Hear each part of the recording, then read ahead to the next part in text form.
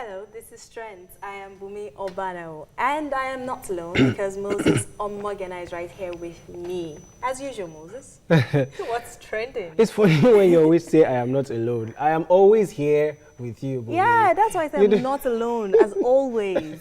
Just to remind people. Anyways, it's good to be on the show again. And of course, thank you so much for joining us once again on The Trend.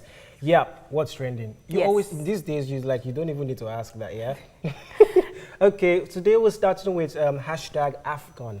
Now, you know that last week we actually bantered about the issue of Morocco's refusal to, to host the African Cup of Nations because of the Ebola issue. But right now, there's a bit twist in their decision. Right now, they say that fine, they can host, but they are proposing a postponement from the initial scheduled date of January 17th to 8th of February 2015. But after the meeting at Algiers by CAF, they agreed that there will be no postponement because there isn't a need to. According to CAF, they say that all the laid down precautionary measures by the World Health Organization, they have judiciously followed all that. So there's really no need, in terms of health workers, in terms of resources, in terms of all precautionary measures towards the Ebola virus, detecting the virus and controlling. But is CAF going to be the one providing for, all those? Well, CAF, yes, through sponsorship, through organized sponsors, and of course the host country as well. That's another one reason, one concern has been raised, because Morocco's concern right now is now with the pool of resources, additional resources really, if to take away the Ebola scare that they will have to deal with, that's some additional costs, additional expenses. And some stakeholders are suggesting, like a confederation of hosts, as we suggested on the program last week. They're looking into it. So there still hasn't been much progress made since the last time we talked about exactly. AFCON. But CAF has given Morocco a deadline of 8th of November to come up with an official agreement to host the AFCON. Now, the tricky thing is, if Morocco says, you know what, just take this off our plate, that's going to be, I don't know if AFCON is prepared for that, to give it to someone, another country. Nigeria maybe. Nigeria seems promising to want to host it. But I don't know, now that World Health Organization has declared us Ebola-free and we're hosting it, some people fear that we may be shooting ourselves in the foot again. Well, not if we take the right steps to prevent that from happening. I hope so. That's a good question. Do we always take the right steps? Moving on. Yes, moving on. Next hashtag is a hashtag Michael Sata. Now, we know that on the 28th of October, Zambian president died due to undisclosed illness in London. Now, the 77-year-old passed away on 28th of October, and the vice president, Guy Scott, took over as interim president. Now, the question here is, there's a bit of controversy being created by the media. Now, according to BBC Africa, they reported, they said that, I'm going to quote them, it says, they're using the leading statement saying that white leader appointed in Zambia, not new leader. Now, which to me, I feel it's an unfair statement because, when the president dies, it's normal that the vice president becomes interim until an official, electoral process is being handled. To be white. Exactly. So, when he was made the vice president, he has always been white. So now that he's a president, why is him being white being the problem? And of course, his son, Mulenga Zata, is saying that he would like to succeed his father. But stakeholders and social critics are saying there is no succession here. It's not a monarchical system of government. You're not the heir to the presidential seat. Contest in the elections, be voted for. If you win, exactly. So they don't want to see him as a successor, so to speak, even though he was your father, but you're not succeeding anyone. You're just going into an electoral process, contesting, getting voted for, and you win, irrespective of who was there, prior to your coming in. Okay. So that's the issue. Hashtag AFCON and hashtag Michael Sata. And of course, don't forget, you can always join the conversation by sending in your tweets and your comments, or you could always suggest to us what you would like to hear on the program. social issues, human issues, or whatever issues you feel that we can banter on trends using the hashtag TVC Trends. And don't forget to always watch our YouTube page at youtube.com/TVC Trends and our Facebook page, of course, at facebook.com/TVC Trends. Yeah, I guess that's all the social pages that we have. So yeah, back to you, So Bumi. email, Twitter, Facebook, we always want to hear from you. Now, moving on to what we have for you today. So, after 27 years as president of Burkina Faso, Blaise Compaoré has resigned his position as thousands of people took to the streets in protest over plans to extend his rule. A power struggle ensued, and on Saturday, Presidential Guard Commander Lieutenant Colonel Isaac Zida was appointed as transitional leader, overruling an earlier claim by the Army Chief of Staff. Now, calm is yet to return to the country as the protesters are back on the streets denouncing what they call a military coup and insisting that the army shouldn't take advantage of their revolution. On the program today, we will be discussing the events as they unfolded in Burkina Faso, the sit-tight syndrome, and what message this passes across to other long-serving presidents. So there's a lot to talk about, and I'll try not to stumble. Before we begin, let's take a look at this. Thousands of Burkinabés gathered in the center of Burkina Faso's capital, Ouagadougou. They are demanding for a civilian-led transition. They are also asking the new military ruler, Lieutenant Colonel Isaac Zida, to step down. This is the second mass protest after the call for the ouster of the deposed president, Blaise Compaoré. The army should leave the public scene immediately. The army's role is to safeguard our national territory. As far as I'm concerned, they've got to go. The protesters have turned their anger against Zida, even though he has promised to return peace and stability to the country. A power struggle ensued after the resignation of Compaoré, and Burkina Faso's Presidential Guard Commander Isaac Zida was appointed as transitional leader, superseding an earlier claim by the Army Chief of Staff. Opposition leaders have since denounced the power grab. The biggest democracies in the world are governed by civilians, not by soldiers. Westerners want to put the military in place so that they can govern us, but the Burkina people have their eyes open now. Also joining the call for a civil transition is the head of the United Nations Office for West Africa, Mohamed Chambers. Union Africaine, la CEDEAO, the African Union, ECOWAS, and the United Nations are ready to work with all parties for a rapid return to constitutional rule. The missions encourage all parties taking part to respect human rights, so that the management of the transition happens with respect to people's choice, and to this end ensure and guarantee the protection of the rights of all Burkinabés, including the members of his government, National Assembly, and the former president. He's not alone in this course. The United States and the African Union have also rejected the army's seizure of power, but expressed cautious optimism about a return to civilian rule.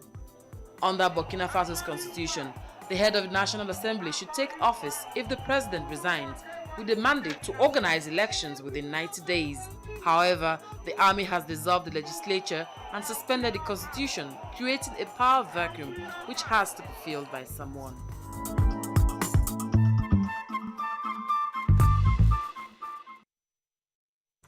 Well, like some people are saying, Arab Spring has caught on in Africa. So they're tagging it the Black Arab Spring. Black Spring. He wants all springs and revolutions, people wanting change. We seem to be in a very revolutionary mood. Should we call it revolutionary season or era for Africa? Maybe. I mean, from Egypt to Tunisia to Libya. Oh, Libya started it, and then to Tunisia. No, Tunisia started it. Tunisia started? Yes. Yeah, then to Libya, then Tunisia, Egypt. Yes. Now, Burkina Faso. But we have people to discuss this with us, so let's keep quiet for now. Joining us to discuss these issues today are Professor Chris Nwokobia, and via Skype we have Williams Asanfo. He's a senior researcher with the Institute for Security Studies. It's very good to have you gentlemen here with us. Now, I would address this question to Williams. So the crisis in Burkina Faso is another sad tale of a familiar kind, the violent oyster of sit-tight leaders who conceive power and ancestral inheritance. Should we still be wondering why this trend seems common on the continent? So why is this still happening in Africa? Why do we have leaders that seem to hold on to power and not let go?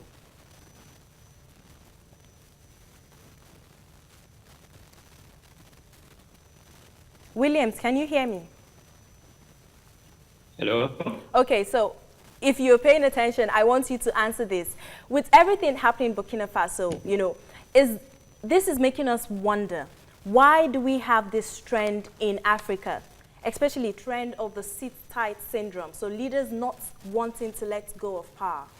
Why is it common to some extent on the continent? Okay, thank you. I think your question maybe require kind of psychological analysis of all those leaders in power and wanting to extend their term in power. And I definitely think you have to go in the mind and see what they are, what is inside. But that's one question actually that is worth asking. Because we had already attempt here in Senegal back in 2012 with former President Abdoulaye Wade also to modify the constitution. We also have some years before that, it was in 2010 in Niger, there was an attempt by the then former president of that country to modify the constitution to stay much longer in power. That led to a military coup. One may think that with all those stories, leaders might have been aware of the fact that it was more and more difficult for them to initiate such move. Yes. But I think each country is different, have a different history, and usually people in power tend to think that their country is different from another. What happened in another country could not happen in their country. Okay. So I think President Compaoré was kind of underestimating the opposition that the population will show to his attempt to modify the constitution. Okay, so it's a kind of illustration of the mindset in people in power have. They are kind of disconnected generally from the people. The okay, Williams, I would like to cut in there because I want to pick up on something Williams said and address it to Chris.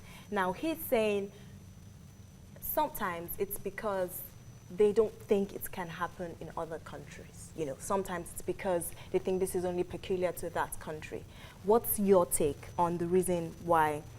Why do they hold on to power? I think that the first thing to note, just like he said, is the psychology of those who superintend over nations in this part of the world. Most times, they are immured, they are removed from the realities by court jesters, if you like, praise singers, if you like, those who make them believe that they are next to God. You know, they deify them, and sometimes these leaders are too removed from reality.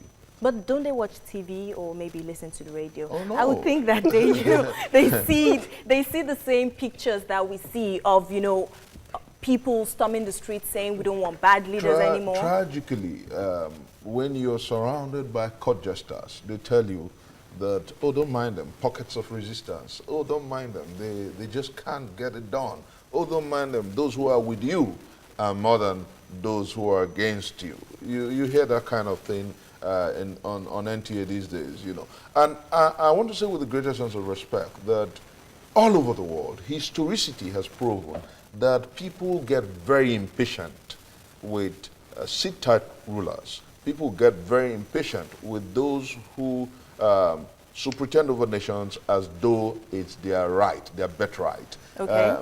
Nations, like you cited, Senegal and Wad, we saw what happened with Gaddafi. As nice, quote unquote, as his regime was, as progressive, quote unquote, as his regime was, his people got tired of him. Okay, you just said something that I was going to address to Williams now, and I want to at this point. Now, is the problem the length of time the leader stay in power, or, you know, let me use leader now, not ruler, the leader stay in power, or the quality of that time he spent in power? I think it's maybe both, because if we come back to the Burkina Faso case, Blaise Compaoré has been in power for 27 years. And you have people in Burkina Faso who has only been knowing him. And I was in Burkina Faso a couple of months ago. What was clearly expressed was the fact that people was kind of, I'd say that they did not want Blaise Compaoré to stay in power much longer. They wanted to have a change. They had an aspiration for change in that country. And I think this aspiration could also be found in several other countries. So people wanted Blaise Compaoré to finish its term and to leave the So power. what was and Burkina to have Faso like someone else. under the rule of Blaise? Give us an idea of what Burkina Faso was like in terms of the economy and in everything. In terms of the economy, Burkina Faso is one of the poorest country in Africa, and with not that much resources. It's a country that is dependent from external aid. It's a country where the rate of unemployment is quite high, and the youth is one of the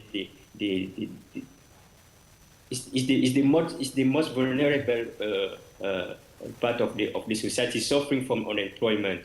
The level of illiteracy is also high. One thing we can put, I think, on the legacy of President Compaoré is the fact that he has been, playing a role in kind of improving the level of freedoms in the country, despite what he has done, what his alleged role in the assassination of a journalist back in 1998. People generally acknowledge that under his regime, political freedom have kind of improved. Okay, all right then. That gives us a clear idea of, and it's not news, you know. We all know the ranking of Burkina Faso. Well, to an extent, some of us know the ranking of Burkina Faso as regards the economy and all of that. But still, they played a role when it came to, they were allies with the US and France, and they played a pretty strategic role, forgive me, when it comes to peace deals within Africa. So countries in turmoil, countries, you know, tourism, they were kind of like the peacemaker. What will happen now? Now, the US is saying, well, we're still watching what's happening before we declare, because once they declared that it was a military coup, they have to cut, you know, any form of dealings with that country. So what do you think? Where does the country stand now? I want to say first that my friend on the other side attempted a question that you asked, whether it is about the longevity, if you permit me, of a regime or the goodwill and the service rendered to the people. I think that no single individual has the monopoly of goodwill and service to a nation. So I do sincerely think that when your tenure is over, leave the stage and let another person act, let another person serve, you know, because God has given us several abilities, and so people should learn to obey the Constitution and then quit the stage when their time is up. Then regarding the present scenario before the world and the Committee of Nations, I do sincerely think that Burkina Faso has a big one on their hand. The army is trying to manage it by saying that in the next 3 months they will conduct free and fair elections and return the country to democracy. You know, but if we overblow the American tendency and proclivity for democratic rule, you ask me, what happened with the ouster of the man in Egypt? That's when the army took over from the Muslim Brotherhood-led regime. It was a coup, and America sided with the army. So if essentially the returning power to, because don't forget that the National Assembly there had been sacked. And don't forget that they were primarily the problem with the people. That was where the people attacked first, because they were going to compromise. They were going to amend the constitution to allow Blaise Compaoré another term.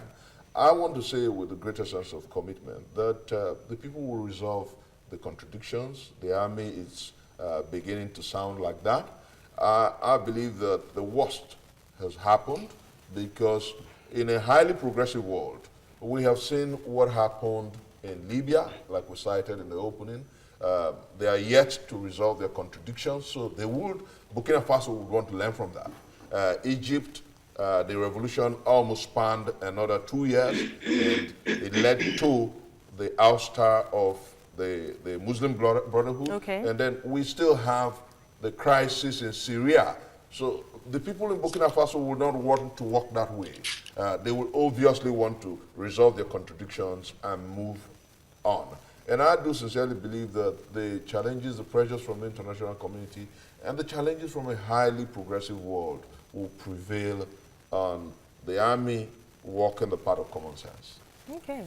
So let's hear what the online community has to say about this. Yes, the very first tweet comes from Julia Thomas, and she says, Burkina Faso Lieutenant Colonel serving as interim president says transfer of power to civilian leader will be fast. We hope so. And Hisham Kinene says, finally, AU roars on Burkina Faso's condition. Hope time is on their side. And Norman Musimwa says, turns out Burkina Faso's uprising wasn't leaderless after all. I'm sure army people know exactly what they're doing. Clever guys. And Nyamachi says, this all happened very fast in Burkina Faso, hashtag Burkina Faso. And Afobu says, with the current happenings in Burkina Faso, election watchers should have their eyes focused on unfolding events in Ghana and Nigeria. Interesting comments there. Okay, now, before we continue the conversation, let's go on a break now. But when we come back, we'll certainly continue exploring what's happening at the moment in Burkina Faso. Don't go anywhere.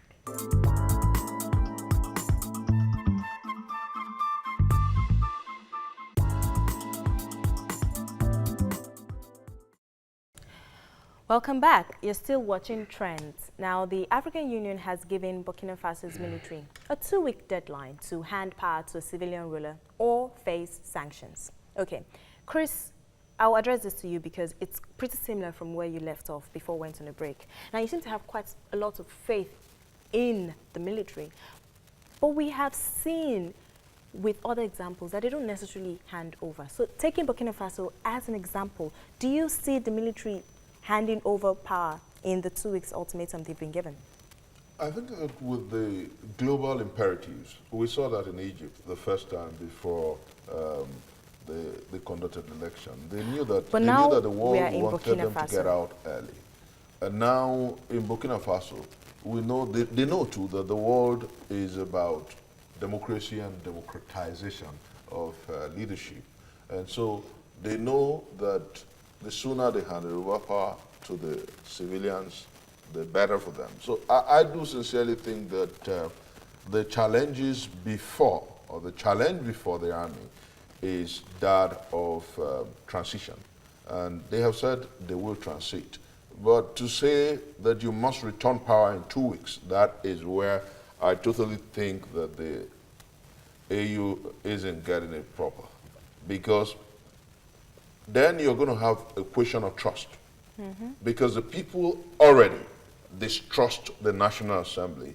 And the Constitution says that in the event that the president resigns, power devolves to the National Assembly. That's their Constitution. So are you going to give power to the same people who said, oh, we want you to continue? You know, so there's a moral gap there and a moral question. I do sincerely think that, like the army has said, we will conduct fresh elections, free and fair elections in 3 months. I think that's much more logical. You don't push the people, because if you push them, just like they pushed them in Egypt, you will have another crisis and you just might need another revolution. Okay. And I do not think that that's what we need in the West African sub-region. I do not think that this continent needs another Egypt. This continent does not need another Libya. We need to be careful how we go and push the people in Burkina Faso to do what we think is right. I do sincerely think that they should allow the army conduct free and fair elections in 3 months. Okay. You know, let me ask, I want to address this question to Williams. Williams, if you can hear me, you know, I find it quite an interesting irony that President Blaise Compaoré, who in fact was the founder of the Congress for Democracy and Progress, you know, turns out to be one of the biggest defaulters of democracy in Burkina Faso's history. Now, let me read an excerpt from its constitution. In Article 37, it says, the president of Faso is elected for 5 years by universal, direct, equal, and secret suffrage. Now, he's re-eligible one time. This man ruled for 27 years. Now, let me ask you this. Why did it take the parliamentary, the judiciary, and the people of Burkina Faso 27 years, you know, to say no to this trend? Why did it take them that long, really? Once again, this requires a kind of psychological analysis. And I don't know have all the information to carry on such an analysis. But I think President Compaoré has been elected for all those years. He came into power in 1987 after a military coup. Mm-hmm. And after that, he was elected. I think something like yes. So he was elected. So he was not. He was in power also due thanks to the will of the people. We can say that. But really, can we say that? Because from what he just read out, if he was elected in 93, he spent 5 years. He got 17 additional years that he wasn't entitled to. That's what it means. No. I think that what William has said is correct, and I think that you're judging him with his time as a military ruler. Okay. Aside, now, but even outside he's that, done his mandatory constitutional 2 terms, so he should have been preparing the state for another election where he would stand down, he wouldn't run. But unfortunately, the sit-tight syndrome, the African Lord of the Manor tendency, the all-knowing King Solomon tendency, where he's, if you like, his court jesters will tell him, you can't get back, you can continue. You know, those were the tendencies that began to play out, and those tendencies got him and the National Assembly, if you like, to tinker and play with the Constitution. But unfortunately, they have refused to realize that we live in a world that is highly progressive. We live in a world that the internet, that's why we're talking here, has thinned down our global space. It is no longer a global village. If you like, it's a global bedroom. Okay. If you like, it's a global hamlet. And so what affects one directly affects the other indirectly. And the people are saying, do not contravene the statutes. Do not play with the Constitution. A few years ago, it was in Nigeria here that they tinkered with it, the third term syndrome, and it collapsed because the people said no. The television and the media said no to it. That's exactly what's happening across the world. People are getting impatient with sit-tight rulership. And I do want to say this, and without fear of querulous critics, that it comes in different ways. It's either as a leader, one person, or as a party.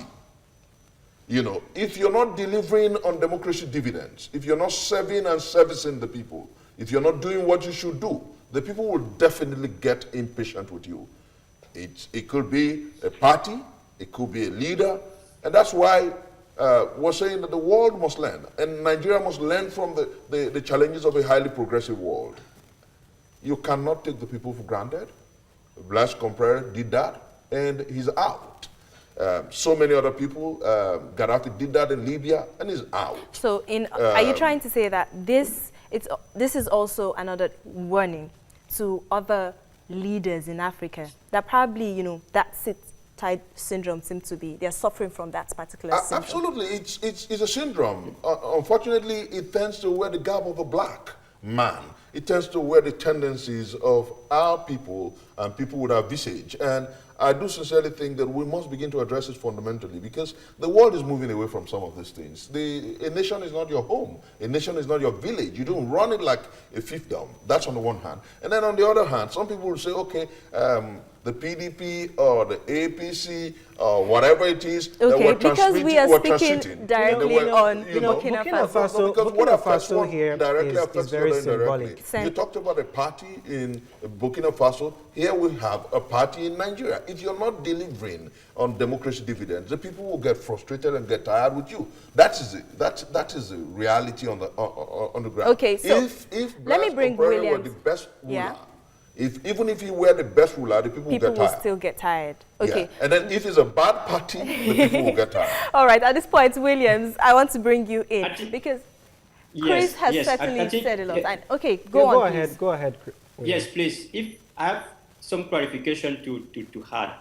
I mean, the constitution, the current, the one that has been suspended was adopted in 1991. And it went through 5 revision in 1997, 2000, 2002, 2009, and 2012. So President Compaoré has been in power for 27 hours. It's 27 years, excuse me. And among those 27 years, 23 of them were served under a constitutional mandate. So he was not in power unconstitutionally. So it's due to the different revision that first remove the limitation, put it back and remove it, and again that he stay in power for these years. Yeah, but William, for what you've said so far, it simply sounds like the man knew exactly his plot. He knew exactly what he was doing. Yes, definitely. President Compaoré, it's clear that President Compaoré, his intention was to stay in power. Exactly. Would you say that he was constitutionally doing something unconstitutional? Can I say that? No, you can't. It's true. It's true. The truth is, like we've said here repeatedly, there is a tendency in Africa for men not to learn from history. And then, unfortunately, if you refuse to learn from history, you relive it. What happened to the man of Kenya, the man of Uganda, Idi Amin Dada, will happen to you. What happened to Abacha will happen to you. What has just happened to Blaise Compaoré will happen to you. What happened to Gaddafi will happen to you. The truth is that the God who leads the human pilgrimage and brought our boisterous planet out of vapor, is able to transform nations. You see, I've always told people that if God were asleep, the Holocaust and the tendencies and propensities of Hitler would have wiped out our world. But because his strong arm moves and pushes the world forward and nudges humanity forward, his strong arm is at work. For those who think, and almost always goaded by court jesters, who think that they can hold down nations, it's a warning. God never sleeps. He's at work in moving nations from the jangling discord of poverty to the amazing place of promise. All right, now, he is at work, and he will always do that. Now, this impatience that you earlier talked about, now Burkina Faso seems symbolic, really, as a symbolic, example for the rest of Africa to learn. What do you think, really, all African countries suffering from this tit-tight syndrome should learn? Zimbabwe, maybe. What do you think? Oh, you just had to put that in there. First, like I said, if you don't learn from history, you relive it.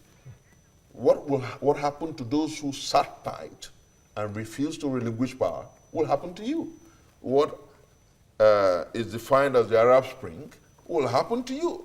All over the world, from the days of Henry IV, from the days of the French Revolution, we have seen man in progress, man in progression. We have seen man showing an uncanny restlessness and strength against dictatorship, despotism. We have seen man saying, no, we don't belong to you, we belong to God. And so you cannot rule us in fee simple, you cannot hold us down in perpetuity. So I do sincerely believe that what the world and leaders, particularly in this part of the world, particularly in this climate, must learn is the fact that the universe is in a flux, man is moving forward, and nobody will be held down in perpetuity. Okay. And that's why, let me close.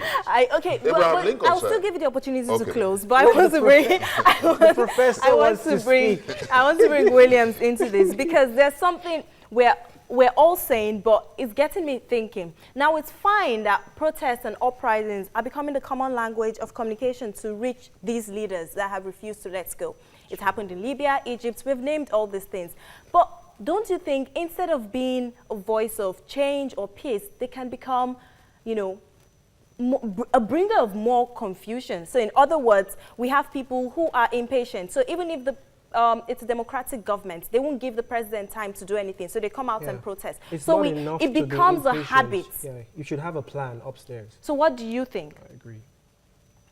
I think I will be cautious about considering the Burkina Faso as a case that will be replicated. I think, as I said earlier, countries are different. Okay. It was first the determination of the population, of the civil society, of the political opposition. What led to what we witnessed was first the civil society ability to get united and to mobilize against Blaise Compaoré attempt to modify the constitution. And that mobilization started months ago. Back in 2013, they were already mobilized to that. The political opposition was also united, and they succeeded in mobilizing the population, in mobilizing the civil society movements. I think those two factors contributed to what we witnessed and how things evolved in Burkina Faso as well. If we can also add the army that was kind of reluctant. There were some people there were died, but the army, generally speaking, kind of trying not to oppose the will. So those three factors contributed to the event in Burkina Faso.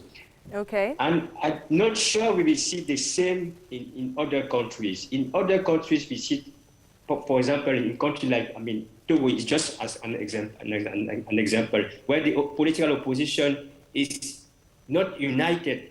So it's not in a position to represent a force against what may be the will of the ruling party.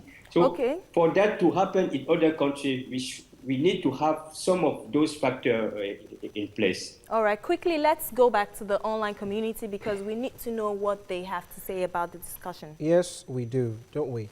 Don't we? And, Becky Avril says, all right now, back to business. How did Burkina Faso do it? Ugandans, wake up or we're going to wake up dead. All right. Very, very. Abdul Salam Mohammed says, we could stop defining Africa by the acts of the insane and celebrate Burkina Faso. Okay, I think that was an incomplete tweet there. Maybe she might want to send it all over again. And from James Chikombe, he says, Burkina Faso hashtag I will. Can someone explain to me how the usually ineffectual African Union can apply sanctions to member nations? And Marietta Drew says, Burkina Faso army given 2 weeks deadline to hand over power. Now, Williams, quickly. Now, from this, I'm sure you've been following, the revolution, the Burkina Faso revolution.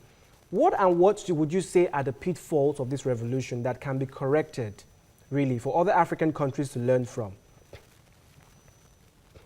I think the first lesson will be that people are more and more wanting change and alternance in their country to happen. So I think that's one lesson leaders should learn. The second one, as I said earlier, to have a change, to see a change happening in the country, we need to have a civil society that is strong and mobilized. We need also to have a political opposition that could represent a credible alternative behind which people will align. So I think these are the lessons I can learn from what happened in Burkina Faso. All right, thank you very much. I saw you nodding your head, Prof. No, smart one. I do sincerely think, if you ask me, the people must rise at every point to demand responsible and responsive governance, because power is never and service is never given on a platter. People must show their willingness and their discomfort, if you like, with bad rulership. You don't wait for Godot. You do what you must do. And a highly progressive world have told us and have shown how governance must be run. And I want to say, like I was quoting then, it was Abraham Lincoln who said a long time ago that you cannot, you can fool all the people all the time. No, you can fool all the people some of the time. Some of the people all of the time, but not all of the people all of the time. And Robert Nesta Marley used that as a song. I want to say here that every time we discuss Africa and indeed leadership, people overlook the reality of the now. People overlook the sweltering urgency of the now. And then they just think that you can hold the people down and run roughshod over the people. But I want to say, finally, that Africa, like every other part of the world, will move forward. And those who want to stand in the way will be visited like it happened in Egypt. All right. Williams, do you think Nigerians are lazy revolutionaries? Yes or no? No, Nigerians are strong people. We will do what we have. Let's hold on that. We really can't take anymore. Now, Williams, your final word in one sentence. What do you have to say to end the program? I think what we are witnessing in Burkina Faso, I mean, the history in Burkina Faso is still unfolding. Okay. Okay, I guess that's a wrap up from Williams. We actually cannot. Sorry. Thank you so much, Williams. Thank you so much, Chris. And thank you so much for staying tuned and watching. So, don't forget, the conversation might have ended in the studio, but let's go back online and keep talking. Let the conversation continue. Goodbye for now.